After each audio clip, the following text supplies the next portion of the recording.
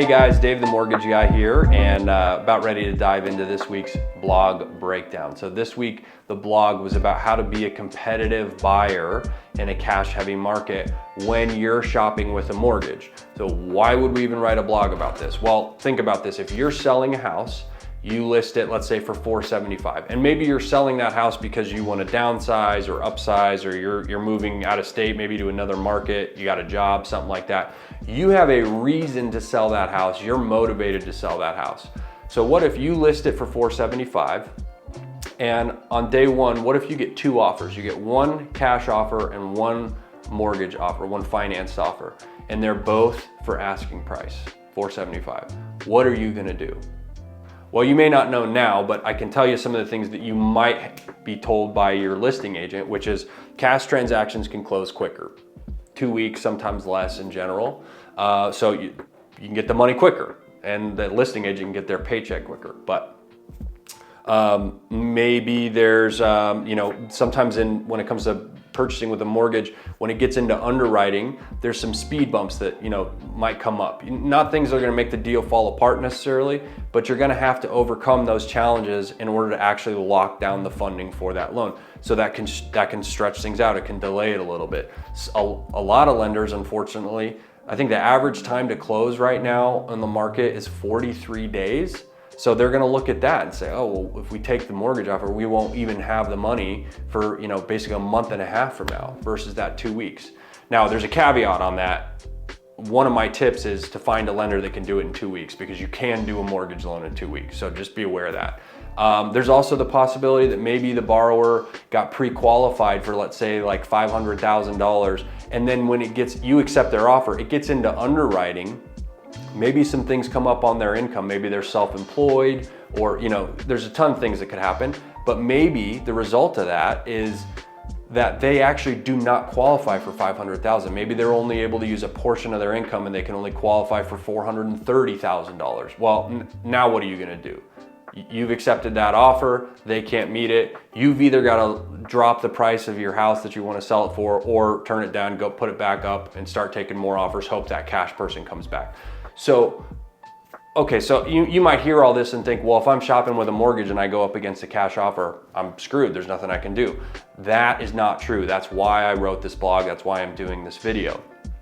You can beat out a cash offer if you're shopping with a mortgage. I did it. I'm gonna tell you about it here in this video, and I'm gonna give you some tips on how you can do it as well. It is possible. So I've got some tips we're gonna go through here that you can use when it comes time for you to shop for your house, and make sure that your offer shines when you put it in, that you connect with that seller, and that you come out on top, even if you've got a mountain of cash buyers under you that are also trying to secure that property. So stay tuned, and let me know if you guys have any questions about any of these tips. I'm happy to dive into them a little bit more.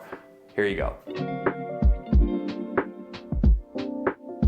Just because a borrower is pre-qualified for a mortgage, so they go to their lender, they get pre-qualified, they say, here's what I make, here's my credit score. They probably do a credit pull, and the lender for the buyer says, okay, you're pre-qualified for up to $500,000. So let's say this property that they're making an offer on is worth $475, and so they've got a pre-qualified letter. They take that as kind of presented as part of their offer, and they're trying to convince the seller and the seller's agent that, yeah, we can get this loan, we can get a loan for $500,000, so this $475,000 house, not gonna be a problem. Well, unfortunately, what can happen is when you actually get into the underwriting process of that loan, things can pop up. Maybe some of their income doesn't actually it doesn't check all the boxes that the underwriting needs it to. So maybe they're only able to qualify with a percentage of their monthly income, which ultimately could lower the amount that they're able to qualify for on that loan. So here's how you combat that, because that does happen, but here's how you combat it. When you go to talk with your lender before you start shopping for a house, you want to make sure, if possible, that you get pre-approved, not just pre-qualified. If you can take a pre-approval letter to the seller, to the seller's agent, well, that's going to send a clear message to them that you are actually able to get the funds needed to close on that house. So pre-approval, it's a step beyond pre-qualification. They're going to dig a little bit deeper into your financial situation, your credit, all that stuff to issue that pre-approval for you. But that's my first tip, is if you're going to be, especially if you know that your market that you're buying in is cash heavy, get the pre-approval. You're going to have to go through all those steps anyway when you actually get into the loan. Why not be armed with it at the start, so when you make that offer, you have that competitive edge. All right, tip number 2 is to work with a stellar team. What do I mean by that? Well, there's really two core parts to the team when you're out buying. There's your agent, which is your realtor, and then there's your loan originator, your lender, what I like to call your mortgage advisor. So your realtor, what you want to do when you pick a realtor is you want to find someone that's moving a lot of properties and that has good reviews. You want to be able to see those reviews. Your lender, if you go to your lender first to get pre-qualified or pre-approved, your lender is going to have a network of good real estate agents to work with. So do not be afraid to ask them for references, referrals, and don't be afraid to take them up on those, to take their recommendations. They see these people doing deals all the time, listing houses, helping people buy houses, so they know who's on their game and who's not. So you want a good agent, and then you want a good mortgage advisor.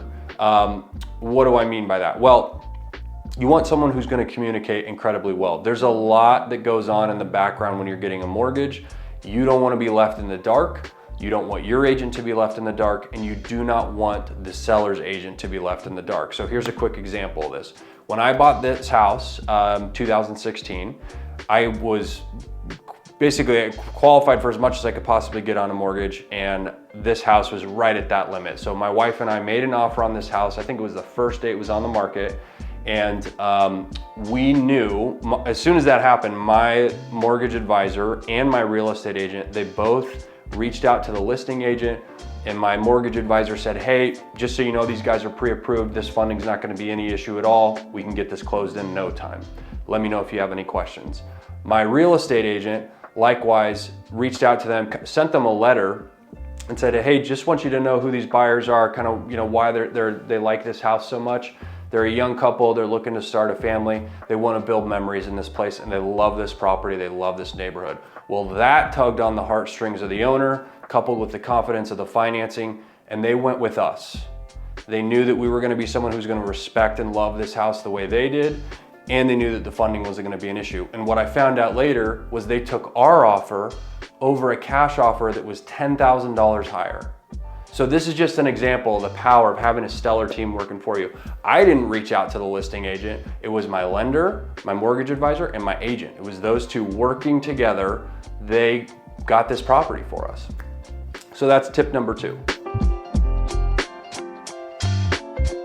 Tip number 3, not really going to be applicable to everyone, but it's worth mentioning, is think about offering a larger earnest money deposit. So what does that mean? Well, when you make an offer on a house, you basically put some money up front and say, hey, this is to show you that I'm serious about it. Now that money you put up, it does go towards some of the costs of actually, getting that funding, closing on the deal, all that stuff. And so a larger earnest money deposit can help signal to the seller and to their agent that you're serious and that you want to move forward. Waive or limit contingencies. Now again, this is not going to be for everyone. This can be risky, and I'm not going to recommend this to anyone, but I would say consider it. Know that it's out there as an option for you. So you do have, in some situations, you do have the option to waive inspections or appraisals entirely. That can help move the deal along quickly. Again, I'm hesitant to even recommend this. There's some loans out there you can't even do this with, but if you need to get into a property quick, you love the property, you're worried about it getting snaked out from under you, that is something to ask your lender about, ask your agent about. Again, I'm not gonna recommend that for anyone unless it's life or death situation that you get that house. Now, tip number 5, I already mentioned this in my story about myself, is to write a personal letter. Okay, not always appropriate, but when it is, it can really mean the difference between just making this about a transaction and actually taking it down to a personal level, something that kind of tugs on the heartstrings. When you're buying a house from someone, there's a good chance that they have a strong emotional connection to that property. They've chosen to sell it, to leave, to move on for whatever reason, but they probably have a lot of memories there. Maybe they raised their kids there. Maybe it was their first house after they got married. You never know. So if you can write a personal letter and kind of open the door into who you are as a person and talk about why you want this property, the memories that you want to build there, you know, the things that the pictures you want to hang on the wall, anything like that, that could potentially help you stand out in a pool of offers. Again, in a really hot market, there's a lot of cash offers. That could be the difference between having your offer accepted and being rejected and forced to go out and hit the streets again looking for another property. Really appreciate you guys tuning in for this. Please do me a favor, like and subscribe. Trying to grow the channel, trying to get this helpful information out to more people. Stay tuned for more videos, and I'll see you guys next time.